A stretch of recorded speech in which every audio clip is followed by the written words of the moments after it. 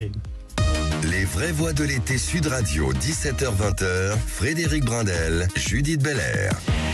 Allez, je prends la main, c'est le rendez-vous des vraies voix qui font du sport. Ce soir, pendant 1 heure, nous allons évoquer les 2 grands événements féminins sportifs qui débutent, la Coupe du Monde de football et le Tour de France féminin, donc dans cette première partie. Nous évoquerons aussi la question houleuse des athlètes russes et biélorusses.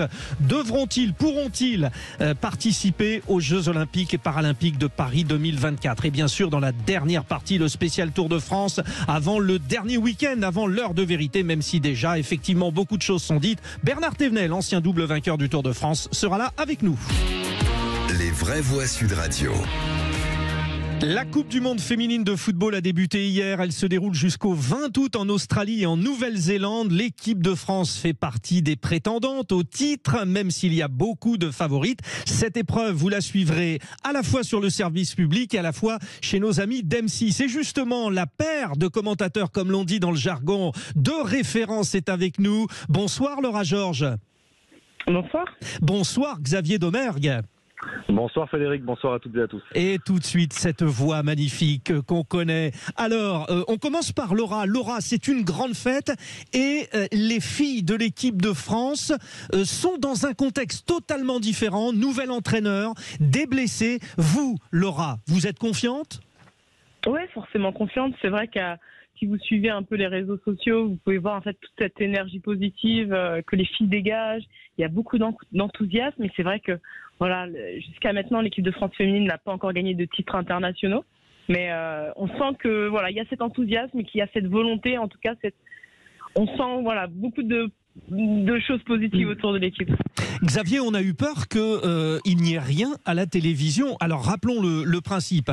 La Fédération internationale de football, la FIFA, avait décidé déjà de déplacer cette compétition en plein milieu du mois d'août. Donc évidemment, pour la télévision, c'est pas l'idéal. Ça se passe en Océanie. Et puis, Zorro est arrivé. Alors à la fois le service public et M6.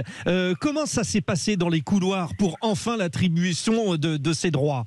Alors, comment ça s'est passé exactement, c'est difficile à dire. Je ne suis pas dans ces petits secrets-là et dans ces décisions-là. Maintenant, moi, ce que je peux vous dire, c'est qu'on s'en réjouit. Depuis que j'ai eu la chance d'arriver dans le groupe M6, ça fait 3 ans que je suis de très près cette équipe de France, et on avait une petite frustration par moment où on faisait toutes les campagnes éliminatoires, que ce soit d'Euro ou de Coupe du Monde, sans malheureusement pouvoir aller plus loin. Donc là, on est très heureux, tout comme les France Télévisions, de pouvoir proposer aux Français l'intégralité de cette compétition en clair. On a attaqué avec Laura hier par le match de l'Australie, pays co-organisateur, et c'est vrai qu'on sent déjà voilà toute l'effervescence autour de cette compétition, et on est très heureux de l'issue, l'issue de cet appel d'offres qui a été très très long à se dessiner, c'est vrai. Aujourd'hui on y est et on est ravis. Et Xavier, vous ouvrez le bal sur M6, le fameux France-Jamaïque, c'est dimanche alors à midi, avec le décalage horaire on ne s'en sort pas si mal. Ça sera quoi la répartition des matchs M6 France Télévisions ? Ce sera du 50-50. Après, vous savez, il est toujours délicat de se mettre pleinement d'accord quant au fait de savoir combien de matchs on aura en phase de groupe de l'équipe de France, combien on en aura possiblement en cas de qualification pour les 8e, pour les quarts, et puis la suite de cette compétition, parce qu'on espère au plus profond de nous que les Bleus aillent au bout, bien évidemment. Après, on n'est pas parvenu forcément à se mettre d'accord sur tous les points, donc il y a des tirages au sort qui sont faits. Donc malheureusement, on a eu la dernière finale de l'Euro masculine, donc ça, on en était heureux d'avoir la finale de l'Euro entre l'Angleterre et l'Italie. Malheureusement, on n'aura pas la finale de cette Coupe du Monde 2023. Mais on aura une des deux demi-finales, par exemple. Et puis notamment ce premier match des Bleus, qui, Laura le sait, ces premières rencontres conditionnent beaucoup de choses. Et on attend, bien sûr, avec beaucoup d'impatience, de voir cette équipe de France-là, qui a amputé de bon nombre de titulaires. Vous l'avez rappelé, Frédéric, à juste titre. Marie-Antoinette Catoto, Delphine Cascarino, Gretchen Bock, qui sont 3 titulaires en puissance. Du coup, ça nous laisse pas un petit peu sur notre faim, mais quand même on est un petit peu inquiet, même si on connaît le talent et la qualité de cette équipe. Bon, vous avez une consultante de référence. Alors Laura, évidemment on va rentrer un peu dans le vif du sujet de la compétition, mais sur cet aspect football féminin, bon, nous avons vu que c'était beaucoup plus difficile dans l'organisation avec la FIFA, sur cette programmation, sur les droits, sur le marketing. Vous êtes très impliqué dans ce qu'on appelle l'institution du sport, Laura Georges. Est-ce que votre combat est permanent pour faire accepter le football version féminin ? Alors, c'est vrai qu'on n'est pas au stade de dire de faire accepter. Je pense que dans les mœurs, on sait que le football, en général, le sport féminin et le football féminin, voilà, sont une discipline très très suivie. Hein, et je le fais tout le temps remarquer en France, on a vraiment cette chance d'être suivi et très bien suivi médiatiquement et d'avoir des investissements de clubs français pour notre football féminin. On n'a pas à se plaindre. Mais c'est vrai qu'en termes de compétition et de reconnaissance à l'international, on sait, on a encore certains pays qui, même avant la Coupe du Monde, hein, les Anglaises ont fait passer certains textes avant la Coupe du Monde. Les Australiennes ont repassé des messages à leur fédération et aux organisations internationales. Le combat, le mot est un peu trop fort, mais c'est vrai qu'il est pour les joueuses et puis pour les femmes investies dans le sport et puis pour les personnes qui ont envie de voir cette discipline continuer à progresser, on se dit qu'il est toujours important de rappeler qu'on a besoin de soutien, qu'on a besoin d'aide, que ce soit au niveau des sponsors, au niveau médiatique. Et c'est vrai qu'on se dit que si on ne porte pas nos voix pour faire avancer les choses, eh bien parfois les choses retombent. Parce que forcément, il y a l'hégémonie du football masculin, parce qu'il y a aussi la vie courante et l'actualité de tous les jours. Donc c'est vrai que perpétuellement, on est obligé de se rappeler, non, n'oubliez pas surtout ces femmes. Il y a des femmes qui mènent les combats et il y a beaucoup de gens qui sont derrière, beaucoup de bénévoles investis et pour lesquels on doit continuer à travailler, en tout cas à mettre en avant. Alors Laura Georges, donc consultante M6 pour cette Coupe du Monde, ancienne grande joueuse. Laura, quand on parlait bien de l'Angleterre, d'autres pays, on s'aperçoit aussi qu'au niveau des clubs, alors que les Français semblaient largement dominés, des gros clubs, alors comme Barcelone en Espagne, des clubs en Angleterre comme Chelsea, ont mis les bouchées doubles aussi. Donc là, il va falloir s'accrocher. Alors c'est vrai que les clubs tels que les fédérations, que ce soit anglaises ou espagnoles, ont progressé, ont mis beaucoup plus de moyens sur la ligue professionnelle. Il y a eu pas mal de critiques pour le football féminin, mais c'est vrai qu'on part sur une autre stratégie qui effectivement, après notre Coupe du Monde, l'objectif était avant tout, notre Coupe du Monde en 2019, l'objectif était surtout de structurer nos clubs, faire en sorte d'avoir beaucoup plus de femmes dirigeantes, femmes entraîneurs, femmes arbitres. Aujourd'hui, on sait qu'il va falloir faire un focus sur notre élite.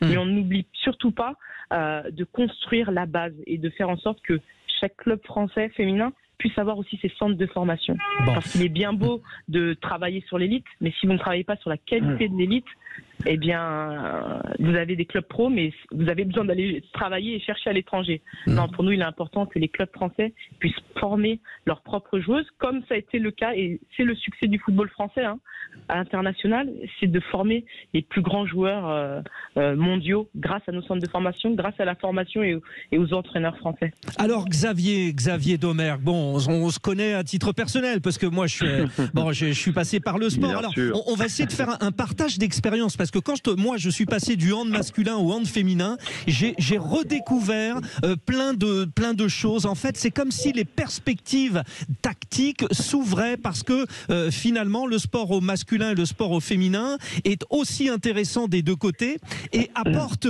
d'autres plaisirs tactiques. Vous sentez ça aussi en passant du foot masculin au foot féminin ? Complètement, même si pour moi la transition a été assez facile, entre guillemets, parce que je suis le football féminin depuis de nombreuses années.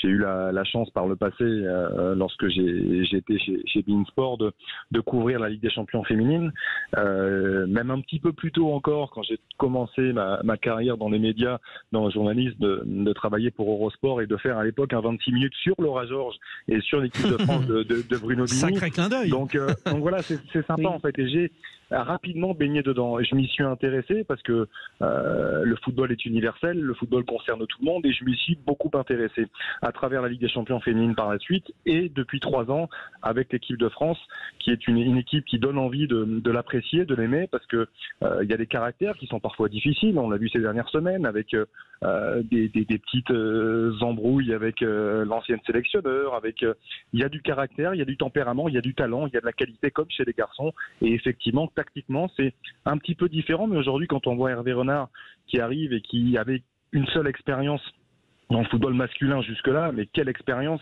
et quelle authenticité, quelle sincérité, je pense qu'il va apporter toutes ces valeurs-là au football féminin. Ouais. Et il n'est pas venu ici par hasard. Il sait très bien qu'il y a beaucoup de talent et que cette équipe de France a de la qualité pour aller loin. Il y a les Jeux Olympiques, il y a de belles perspectives et de belles choses. Donc moi, je suis autant concerné par les garçons que les filles. Je suis ça depuis plusieurs années. Allez, tous derrière les filles d'Hervé Renard. La France donc qui joue au premier tour. Le Brésil également le 29 juillet et puis le Panama le 2 août. Et après, on espère qu'elles iront loin parce que, notamment, comme c'est en Australie, c'est loin. Et cher Laura Georges et Xavier Domergue, on peut imaginer que si elles se font une demi-finale, ça vous offre un petit voyage en Australie. Hein. Ça doit pouvoir être ça. Avec plaisir. Hein. Voilà. Allez, on vous suit. Merci. Merci à vous deux. C'était très sympa et on refera un point à la fin de la compétition aussi. Merci Xavier Domergue, Laura Georges pour M6, les commentaires de la Coupe du Monde de football. Dans un instant, un autre gros événement féminin qui arrive, le Tour de France féminin. On en parle avec Emmanuelle Merlot, la présidente de l'équipe FDJ Suez. C'est la meilleure équipe de cyclisme féminin. Les vraies voix de l'été Sud Radio, 17h-20h, Frédéric Brindel, Judith Belair. Le deuxième Tour de France féminin a réservé un parcours difficile du grand départ donné à Clermont-Ferrand jusqu'au chrono final de Pau, en passant par l'étape reine du Tourmalet. 8 étapes de ce Tour de France femmes 2023. Les garçons vont arriver dimanche assez tard sur les Champs-Élysées. L'après-midi, les filles seront parties de Clermont-Ferrand. Pour en parler avec nous, Emmanuelle Merlot, alors ancienne cycliste, mais désormais à la tête de la plus grosse équipe française de cyclisme, la FDJ Suez. Bonsoir Emmanuelle. Bonsoir à tous. Emmanuelle, déjà sur ce parcours, je disais 8 étapes particulièrement relevées, ça va être coton. Les garçons ont eu un relief incroyable, c'est un peu la même chose pour les filles. Oui, en effet, ça va être des étapes très difficiles. On parle surtout de l'étape du Tourmalet, la 7e étape, mais il ne faudra pas oublier notamment la 2e étape qui a un relief aussi difficile. Et puis évidemment le contre-la-montre où rien ne sera joué jusqu'à l'arrivée finale. 144 coureuses au départ et surtout une fille, Annemieke van Vleuten, elle est néerlandaise. Elle a remporté le classement général l'année dernière. Elle vient de remporter la Vuelta, le Giro. Est-ce qu'elle est battable, cette néerlandaise, Emmanuelle Merlot? Oui, évidemment, c'est la grande favorite, mais il y en aura d'autres des grandes favorites. L'année dernière, celle qui fait deuxième, Demi Vollering, est vraiment en forme aujourd'hui. Et il faudra faire très attention à l'équipe le team SD Works, puisque c'est en ce moment l'équipe numéro 1 mondiale. Et ils sont capables, pas toutes de gagner, mais en tout cas... leur objectif, c'est de gagner les 8 étapes. Ouais. Donc, ils vont avoir fort à faire. Alors, contrairement aux garçons où c'était le match Pogacar-Vingegaard attendu, là, il y a Van Vleuten, Vollering, mais aussi des Françaises. Alors déjà, peut-être Juliette Labousse, 24 ans, la Byzantine a terminé deuxième du Tour d'Italie récemment. Oui, elle performe depuis le début d'année, elle est présente, elle sait se préparer et il faudra compter forcément sur Juliette Labousse avec son équipe DSM qui va vraiment l'épauler jusqu'au bout.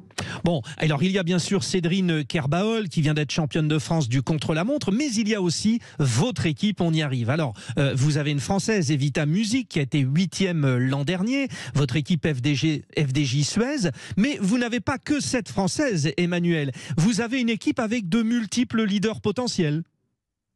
Oui, c'est vrai, on a Marta Cavalli qui l'année dernière malheureusement avait chuté et qui c'est un peu plus difficile cette année. Mais on aura également Cécilie Trupp-Ludwig, Grace Brown pour évidemment le chrono. La surprise un petit peu, le retour de Vittoria Guazzini qui revient après une lourde chute et donc des mois d'arrêt. Mais voilà, ce sera peut-être une belle surprise. Et puis évidemment notre Française Evita Music qui peut aussi performer quand la route s'élève. Et puis Jade Viel qui sera là pour faire le travail d'équipe, tout comme Lou Sadegen. Comment ça fonctionne? Donc vous êtes la présidente de l'équipe FDJ Suez. Ça sonne comme Groupama FDJ chez les garçons. Est-ce que vous mutualisez? Comment ça se passe? Vous êtes totalement autonome? Alors clairement, oui, l'équipe est totalement autonome. On a un partenaire en commun qui est FDJ, mais ensuite on est vraiment deux entreprises différentes, deux entités différentes. Après, forcément, on mutualise sur certaines choses. On peut s'aider aussi au niveau de la performance, enfin des choses un peu techniques, mais au niveau du matériel aussi, il y a des choses qui sont un peu en commun. Mais sinon, on est vraiment deux entreprises différentes. On en parlait avec les amis de la Coupe du Monde de football, hein, Laura Georges et puis Xavier Domergue précédemment, avec cet envol du sport féminin. Médiatiquement, ce Tour de France féminin, le retour du Tour de France féminin change toute la donne pour le cyclisme au féminin. Oui, on l'a vu l'année dernière. Déjà, il y a 2 ans, il y avait eu Paris-Roubaix. Ça avait déjà été un événement pour le cyclisme féminin. On avait vu un peu renaître, les gens ont découvert ou même ont redécouvert le cyclisme féminin d'une autre manière. L'année dernière, le Tour de France, ça a été un gros succès. Et les gens maintenant connaissent un peu plus le cyclisme féminin. C'est en train de rentrer un peu plus dans les mœurs. C'est pareil, les sponsors s'intéressent au cyclisme féminin, donc en fait c'est un cercle vicieux. Et évidemment, demain, enfin après-demain, le Tour commence et ça va être encore une grande fête. Bon, on vous souhaite plein de réussite. Alors vous savez, hein, Emmanuel, bon, notamment moi, à titre personnel, je suis toujours un peu cocardier, donc à fond pour les Françaises et puis notamment pour votre équipe française, parce que on l'a vu, même si bien c'est un étranger qui gagne pour une équipe française, ça marque aussi. Emmanuelle Merlot, vous êtes confiante ? Confiante, on verra. Le niveau est très relevé, mais bon, on peut aller chercher des belles choses et j'en suis sûre que ça va bien marcher. Allez, on croise les doigts. Merci à vous et on vous rappellera bien sûr parce que sur Sud Radio, nous suivrons, c'est obligé, hein, je me suis engagé, nous suivrons ce Tour féminin. Merci. Allez, tout de suite, merci Emmanuelle Merlot. Tout de suite, la question des Jeux Olympiques et Paralympiques. Les vraies voix Sud Radio. Nous recevons André Klarsfeld, qui est vice-président d'Andriukla, qui est l'association pour Ukraine, pour leur liberté et la nôtre, contre la participation des athlètes russes aux JO de Paris, JO et Jeux paralympiques également. Bonsoir André Klarsfeld. Bonsoir, je vais juste corriger tout de suite, le nom de l'association, c'est pas Andriukla, mais c'est pour l'Ukraine, pour leur liberté. Oui, c'est ce que j'ai cité après, mais alors après, oui, donc on oublie Andriukla, voilà, mais j'avais bien cité pour leur liberté et pour la nôtre, voilà. Paris 2024, il n'y a pas encore de décision prise, même si le CIO va inviter officiellement 203 pays, sans que la Russie et la Biélorussie ne soient invités pour l'instant. Mais vous combattez. Oui, on a vraiment creusé la question en détail parce que c'est une question complexe. Quand on en parle à la plupart des gens, ils ont tendance à spontanément dire bon, les sportifs, c'est des sportifs, et qu'est-ce qu'ils ont à voir là-dedans? Et en fait, si on creuse un petit peu, et nous on a creusé même beaucoup, on s'aperçoit qu'il y a des liens vraiment consubstantiels entre le sport et le régime. Et donc même les sportifs qui ne sont pas militaires ou policiers, c'est une minorité, soulignons-le. Hein. En Russie, plus de la moitié des médaillés olympiques en 2021 à Tokyo étaient policiers ou militaires. Et si on ajoute tous ceux qui se sont exprimés en faveur de la guerre en Ukraine, on arrive à plus de 80% de médaillés olympiques à Tokyo qui sont compromis avec le régime. Donc il y a vraiment un lien consubstantiel entre régime et sport en Russie. Bon, alors essayons d'étager, on va dire, la démarche que vous menez. Il est clair que tout sport collectif est inconcevable, puisque forcément, même si c'est sous bannière neutre, l'équipe nationale restera la Russie ou la Biélorussie. Mettons de côté donc ces sports collectifs. Concernant les sports individuels, il y a possibilité que certains s'engagent sous bannière neutre. Vous dites non catégoriquement ou vous laissez une possibilité ? Oui, naturellement, les quelques sportifs russes et biélorusses qui ont eu le courage, et il faut reconnaître qu'il en faut, hein, de s'opposer à la guerre, à l'invasion de l'Ukraine. Certains, enfin pour la plupart, ceux qui l'ont fait d'ailleurs ne vivent plus dans leur pays, ils se sont exilés. Donc tout cela, bien sûr, ils auraient leur place, ils ont toute leur place même aux Jeux Olympiques parce qu'ils représentent la défense des valeurs olympiques. C'est eux qui défendent les valeurs olympiques. C'est pas les sportifs compromis avec le régime, ou en tout cas ceux qui sont mis en avant par le régime, quelles que soient leurs affiliations par ailleurs. Alors vous avez écrit aux 28 fédérations olympiques françaises pour les solliciter sur leur position. Qu'ont-ils répondu, si toutefois ils l'ont fait ? Alors, je ne vous cache pas qu'on est un petit peu déçus. Pour l'instant, on n'a reçu que 2 réponses à nos 28 courriers doublés de mails. Et on est en train de les relancer par téléphone et par mail. Donc, les 2 réponses très positives pour nous sont celles de la Fédération française de badminton et celle de la Fédération française de natation, qui se sont clairement exprimées contre la venue des sportifs russes et biélorusses au JO en 2024. Ouais. Avec, là encore, évidemment, le bémol, la nuance que les sportifs qui sont exilés politiques ou qui se sont opposés à l'invasion, bien sûr, seraient les bienvenus. Bien sûr. Bon, cette question maintenant du calendrier, parce que nous sommes à 1 an, cette semaine nous fêterons le 26 juillet, les 1 an avant ces Jeux, les qualifications dans certains sports ont commencé, c'est-à-dire que ceux qui veulent aller aux JO sont obligés d'avoir des quotas et de passer, donc ça commence maintenant, donc il faut une réponse rapide. Donc est-ce que vous avez aujourd'hui des gages précis de la part du Comité international olympique ? Non, le moins qu'on puisse dire, c'est que le Comité international olympique traîne les pieds au maximum pour prendre une décision claire, alors qu'il avait tranché très rapidement après l'invasion en février 2022.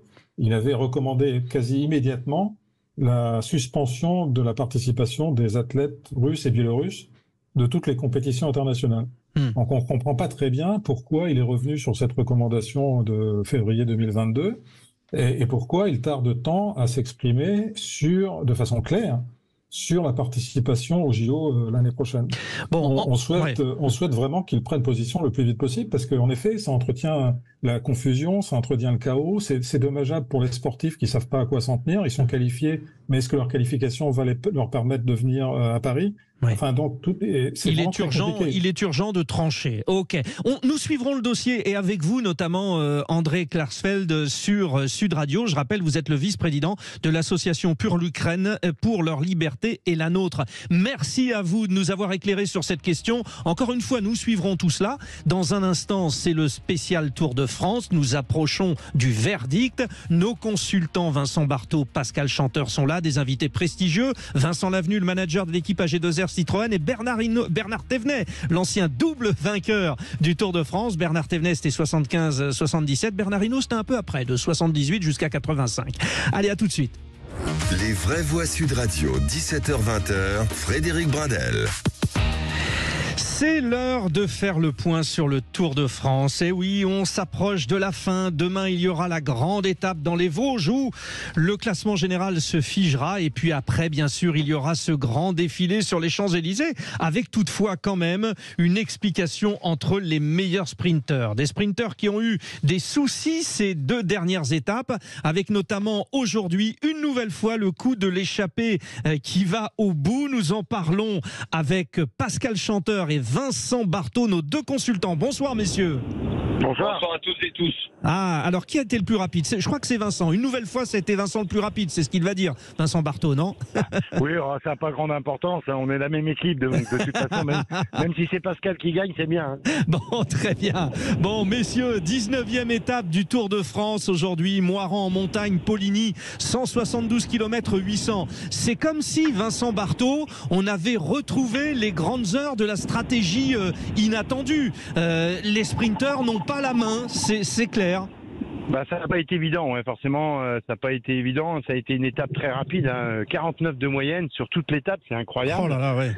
Et c'est vrai que l'échappée a eu du mal à partir. Et puis à un moment, c'est sorti sans vraiment. Alors il y avait quand même Jasper Philipsen dans le coup, mais le final était quand même un peu compliqué pour les purs sprinters. Et il y a quelques coureurs, les 3 là, qui ont réussi à sortir à une quinzaine de kilomètres. Et après, ça a été compliqué derrière. Ouais. Ce qui est quand même complètement fou, Pascal Chanteur, c'est que nous avions, Vincent vient de le dire, il y avait le maillot vert Jasper Philipsen qui était dans une contre-attaque. Il y avait Alaphilippe, il y avait Christophe Laporte, il y avait aussi Van der Poel. C'était un scénario complètement fou encore aujourd'hui, Pascal. 3e semaine de Grand Tour où des coureurs sont capables de faire face à un groupe d'autres coureurs de grand renom et c'est la fraîcheur qui fait la différence et on a pu voir que ces 3 coureurs ont su mener à bien leur échappée en faisant un bras de fer de plusieurs dizaines de kilomètres avec ces 8 hommes en contre-attaque. Ouais, c'était vraiment un super scénario. Messieurs, nos consultants, nous avons un invité d'honneur. Nous recevons le manager de l'équipe AG2R Citroën, Vincent Lavenu. Alors c'est le principe du Tour de France, là tout le monde rentre dans les hôtels. Bonsoir Vincent, vous êtes encore dans le bus, c'est ça ? Exactement. Si vous entendez un petit fond, c'est que on est à l'arrière du bus et ça ronronne. Le moteur du bus ronronne. Oui. Bon, très bien, Vincent. Merci. En tout cas, on voulait célébrer finalement avec vous une nouvelle fois le bon coup de votre équipe.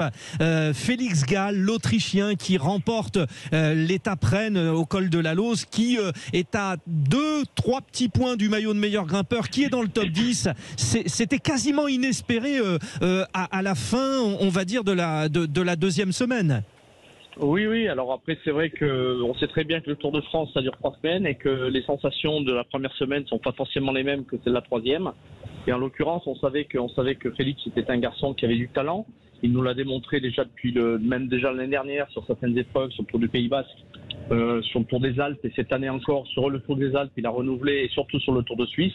Donc on savait que ce garçon avait du talent. Maintenant, de là à imaginer qu'il pouvait, on va dire, jouer à ce niveau-là, c'était peut-être osé.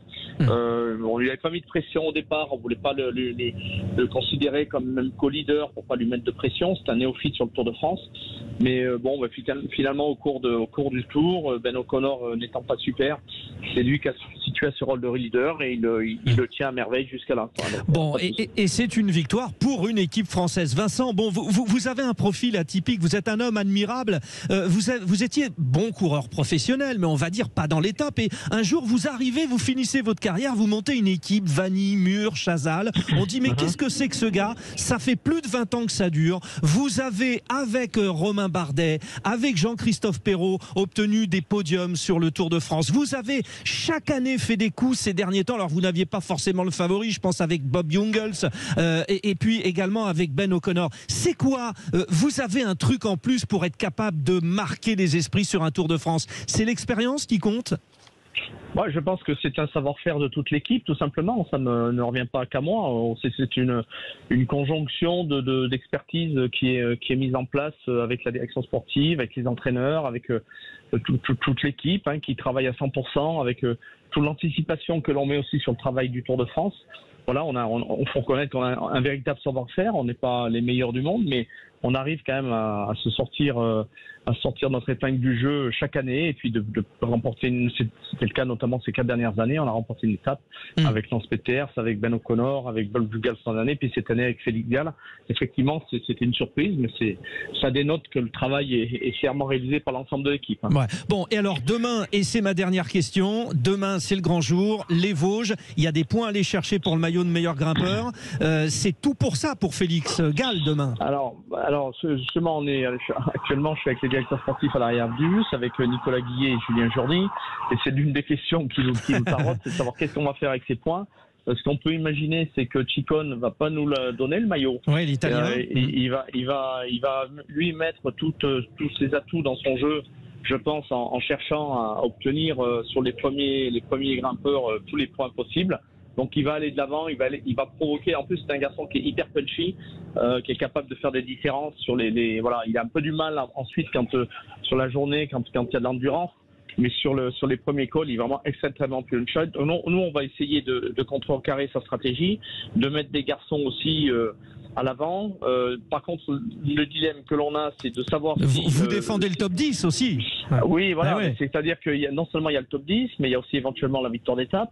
Donc si on jette toute notre énergie dans la bataille au départ, pour ces points qui ne seront pas forcément faciles à les gagner, puis derrière Félix Gall explose complètement, ce ne sera pas forcément une bonne...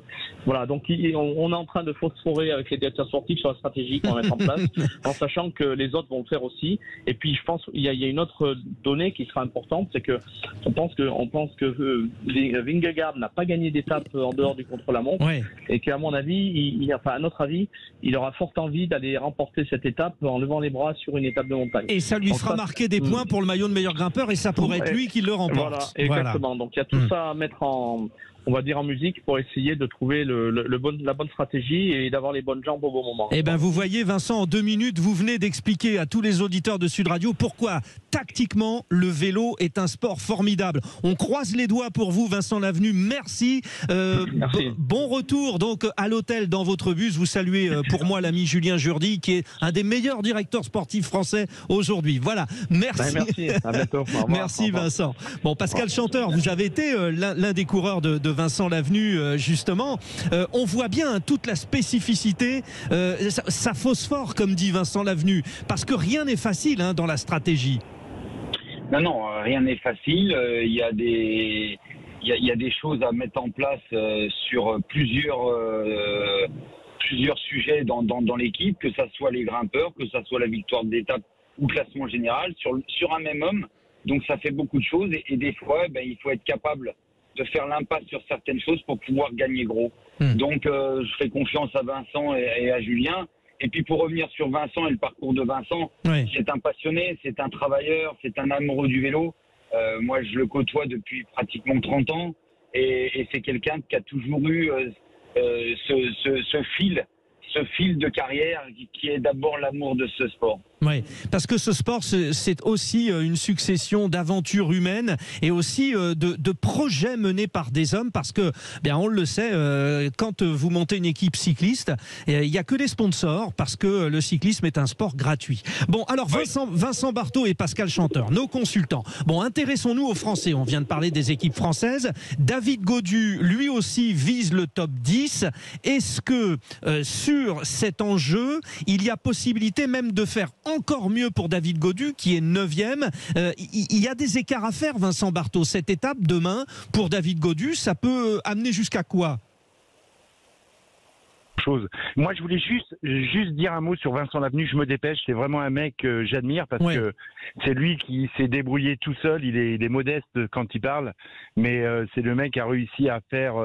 Moi, j'ai couru avec lui un peu. J'ai fait les 6 jours. Je le connais aussi en tant que coureur, et c'est vraiment un mec qui a bien réussi. J'en suis fier de lui. Bon, voilà. Ouais. Alors sur David Gaudu, non, le petit Gaudu, non, il ne pourra rester qu'à la 10e place. C'est déjà pas mal, c'est pas l'objectif fixé au départ parce qu'il voulait un podium, mais il y a trop d'écart par rapport au 9e et lui 10e, donc non, il pourra pas espérer faire mieux. Vincent, vous n'êtes pas du genre à garder votre langue dans votre poche. Vincent, on vous connaît. Est-ce qu'il est satisfaisant, le bilan d'ensemble des coureurs français sur ce tour ? Non, il n'est pas forcément satisfaisant. Heureusement qu'on a une victoire avec le petit Victor Lafay de la Cofidis. C'est vrai qu'on attendait plus un peu justement de David Gaudu, puisqu'il sortait d'une quatrième position l'an dernier sur le Tour de France. Donc voilà. Puis nous, on savait qu'il allait être juste parce que forcément il sortait aussi du Giro et qu'il arrive à un certain âge et puis ça devient un peu compliqué. On sait que c'est sa dernière année, donc voilà. Le petit Martin de la Cofidis, pareil, il arrivait à faire des 7, 8, 9e places sur le Tour de France, mais c'est pas forcément décevant parce que c'est un sport qui est difficile et il y a beaucoup de coureurs au départ, il n'y a qu'un vainqueur. Mais on attendait mieux sûrement de Gaudu, non seulement d'approcher du podium, mais de rivaliser un peu plus avec les meilleurs. Mais on a vu que c'était très compliqué. Pascal Chanteur, rappelons-le, vous êtes à la tête du syndicat des coureurs français, vous parlez donc beaucoup avec ces Français. Quel est le sentiment général ? Est-ce qu'il y a un sentiment de déception, d'impuissance ou alors de fatalité sur ces résultats ? Non, pour l'instant, j'ai pas pu discuter avec eux sur un point à faire sur le Tour de France. Ils sont dans leur course. Par contre, il est clair que le regard que l'on peut avoir de ce Tour de France, il est très mitigé. Ce qui ne veut pas dire que les Français n'étaient pas présents. Ils ont manqué certainement de quelques pourcentages pour pouvoir jouer la victoire dans des étapes. Que ce soit Julien Alaphilippe qui a été constamment à l'attaque et qui n'a jamais su trouver l'ouverture et qui lui a manqué aussi ce fameux pourcentage qui fait la différence dans un final de course. Et puis après, un Thibaut Pinot qui peut-être aussi... Demain, Thibaut Pinot, chez lui, peut gagner sa dernière étape de montagne avant de... Ça serait la plus belle histoire. C'est-à-dire que si on fait l'émission demain soir, je vous pose la question, messieurs, et s'il gagne demain Thibaut Pinot, on dit c'était un tour formidable. C'est ça, Pascal ? Oui, tout à fait. Tu as bien résumé, Frédéric. C'est ce qui prouve que tu connais bien le vélo. Et des fois, il faut peu de choses pour changer la donne. Et on l'a vu pas si tard qu'hier avec l'équipe Quick Step Soudal, où ils allaient pratiquement rentrer avec rien dans l'escarcelle. Les médias et les observateurs du cyclisme disaient que ça allait être un tour très très très mauvais pour eux. et tout compte fait, en l'espace de 2 jours, ils ont failli ramasser le jackpot. Bon, ça sera difficile quand même. Oui, Vincent Barthaud. Oui, non, ça sera difficile quand même pour le petit Pinot. Faut pas croire. Voilà, il n'y a jamais rien d'impossible. Mais non, il est fatigué. Il est très fatigué, donc il aura. Enfin, tout le monde l'est. Dans la course. Allez, oui, moi j'y crois. Vincent, on se dit un restaurant là-dessus. D'accord. mais un bon, hein. Vincent, je peux pas vous emmener n'importe où. Vincent, vous êtes un cador. Enfin, le vainqueur de l'étape du bicentenaire, le 14 juillet 1989 à Marseille, ça ne s'invente pas. Bon, Vincent Barthaud, Pascal Chanteur, nos 2 consultants Sud Radio Tour de France. Vous restez avec nous dans un instant. Nous accueillons la légende Bernard Thévenet, vainqueur du Tour de France 75-77. L'autre grand champion de ces années 70. Il y avait Eddy Merckx et puis il y avait Bernard Thévenet. Sauf que c'est Bernard Thévenet qui a fait tomber Eddy Merckx en 75. Allez, à tout de suite. Les vraies voix Sud Radio, 17h-20h, Frédéric Brindel. Nous sommes avec les grands acteurs du Tour de France parce que le Tour de France se termine et que dimanche nous saurons que Jonas Vingegaard a gagné. Bon, a priori on en est pratiquement sûr. Nos 2 consultants Vincent Barthaud et Pascal Chanteur vont nous le confirmer. Dans un instant, Bernard Thévenet qui va quitter une réception où il se trouve. Il nous l'a dit, il nous retrouve dans un instant. Vincent Barthaud, est-ce que ce Tour de France est peut-être le plus dur de ce siècle, comprenez, depuis 2001, parce que tout le monde le dit, ça a été d'une difficulté incroyable ce Tour de France. Voilà, c'est toujours difficile un Tour de France, on a beau l'aborder dans n'importe quel sens, mais celui de cette année, il est vraiment difficile, non seulement par la topographie qui fait que dès le départ dans les Pays Basques, ça a été tout de suite très dur, on a abordé la montagne tout de suite, et puis surtout il y a eu un facteur à pas négliger, ça a été la chaleur incroyable. La chaleur qui était non seulement très très très lourde, donc les coureurs en ont souffert beaucoup et c'est vrai qu'il y a eu des moyennes vraiment toujours très élevées, mais il a fallu être au top en ce qui concerne les leaders du Tour, il a fallu être au top tout de suite et c'est ce qui a rendu le Tour de France difficile parce qu'on n'a pas eu cette première semaine de temporisation.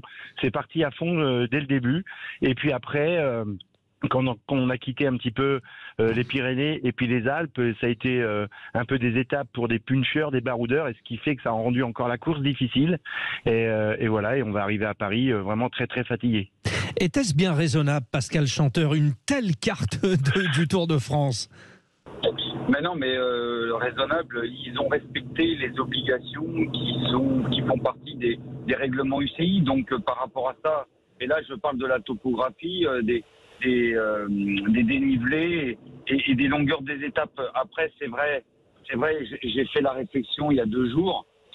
J'ai l'impression d'avoir fait de la montagne pendant 3 semaines. Oui, voilà, c'est ça. Et hier, c'était la seule étape, enfin l'une des 2 étapes qui étaient les plus plates, à part, sans parler des Champs-Élysées. Mais aujourd'hui encore, quand on voit la moyenne de 49-130, où il n'y avait pas 1 mètre de plat, pas 1 mètre de droit, et c'était difficile tout au long de la journée, il est vrai que de voir des moyennes telles que celle-là, c'est impressionnant. Mais encore une fois, les coureurs sont préparés pour. C'est incroyable l'homogénéité des performances entre les coureurs aujourd'hui.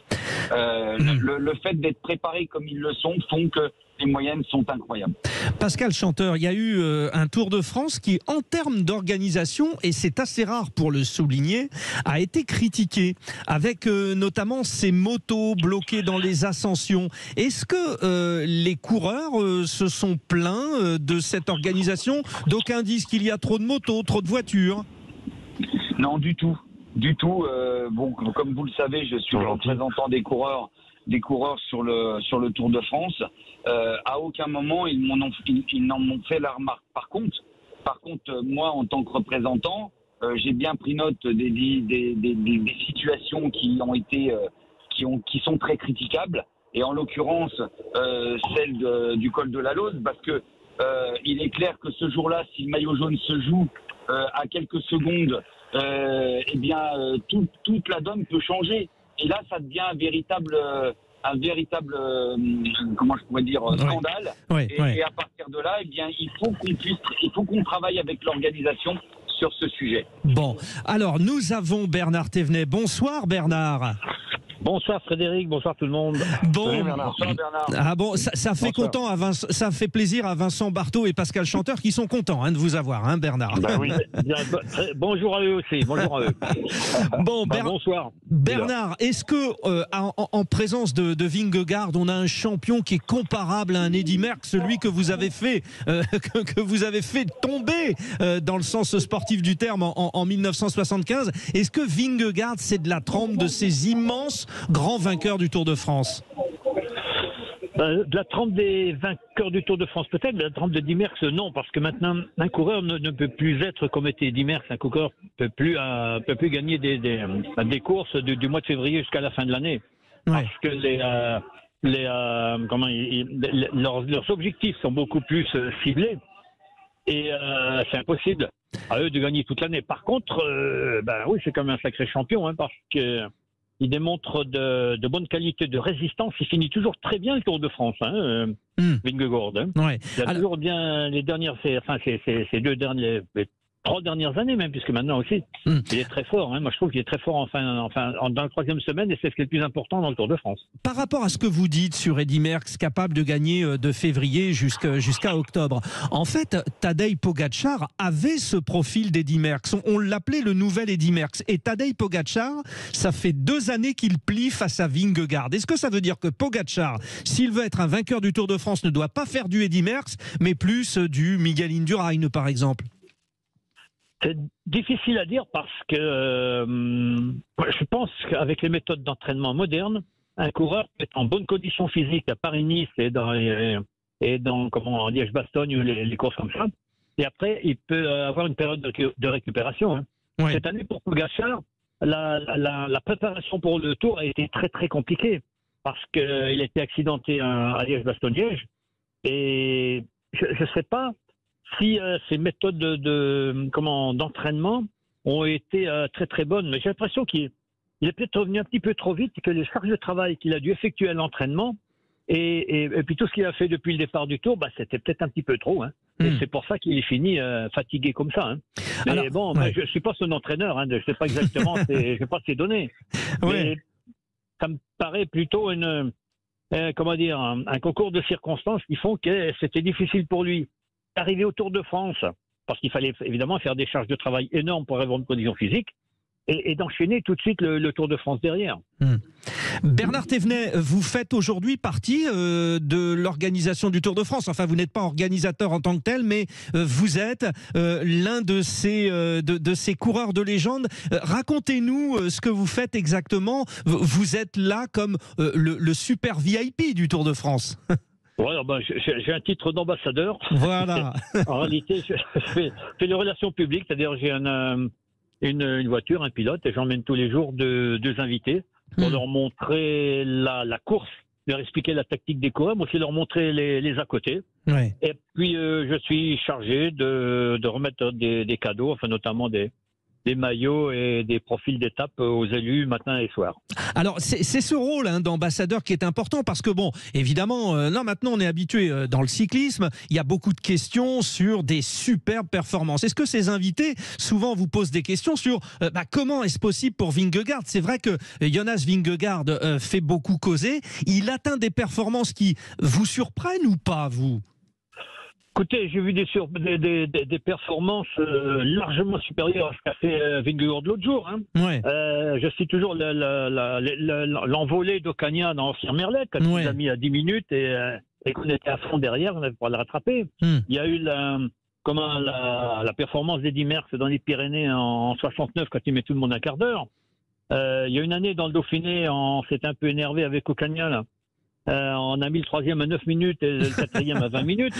Donc, c'est une performance exceptionnelle, mais moi je trouve que c'est humain, ça reste humain, ça reste une performance humaine.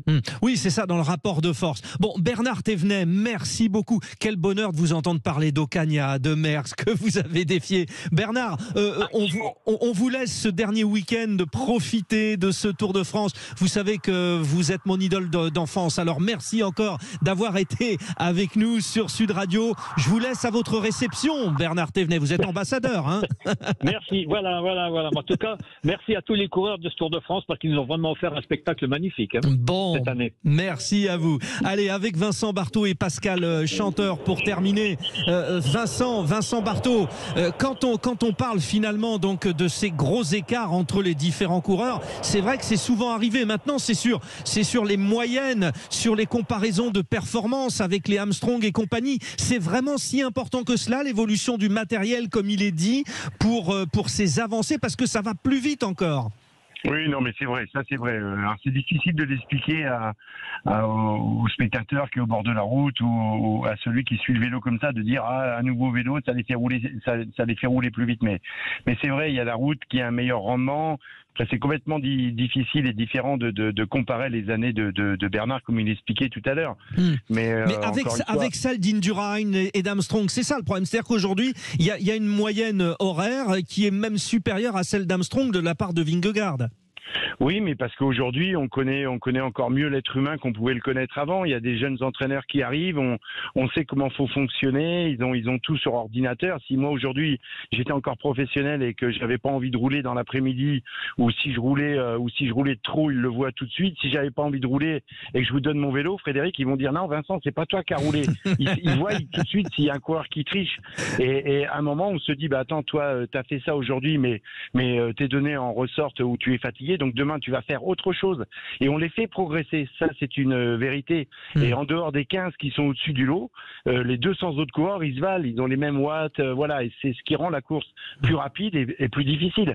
Mais en ce qui concerne Vingegaard cette année, quand vous voyez que Bernard le disait aussi, il a abordé le Tour avec 16 jours de course, donc il est arrivé avec une certaine fraîcheur, cette fraîcheur de cette dernière semaine qui lui fait d'être au-dessus du lot.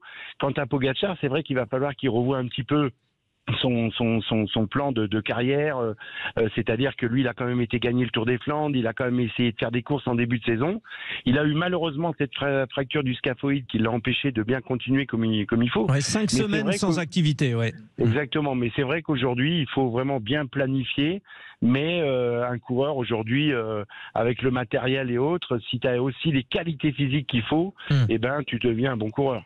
Pascal Chanteur, le mot de la conclusion en une vingtaine de secondes. Si on devait qualifier ce Tour, Pascal, je sais que maintenant vous êtes le meilleur des consultants parce que vous avez des questions chaque soir dans les vraies voix qui sont les plus déstabilisantes. Vous n'êtes jamais déstabilisé. Alors comment on le qualifie ce Tour de France 2023, Pascal ? Le qualificatif, un seul qualificatif ne suffirait pas, mais j'ai tendance à dire qu'il est exceptionnel par son parcours et par les rebondissements qu'il a pu avoir, parce qu'on a eu une course où on n'arrivait pratiquement pas à départager les deux champions que sont Vingegaard et Pogačar. Et tout d'un coup, il y en a un des deux qui a explosé en vol. Nous retiendrons donc exceptionnel, Pascal. Ça y est, le gong a tombé. Vous êtes à la seconde près, messieurs, pour gagner le Tour de France. Nous aussi, à la radio. Merci Vincent Barthaud, merci Pascal Chanteur. On vous retrouve ce week-end sur Sud Radio. On se fera un petit point lundi aussi, un petit débrief. Merci messieurs. Tout de suite, c'est Yvan Cugius pour la musique. Et puis je remercie Benoît Goutorbe à la réalisation pour cette émission. Allez, à lundi.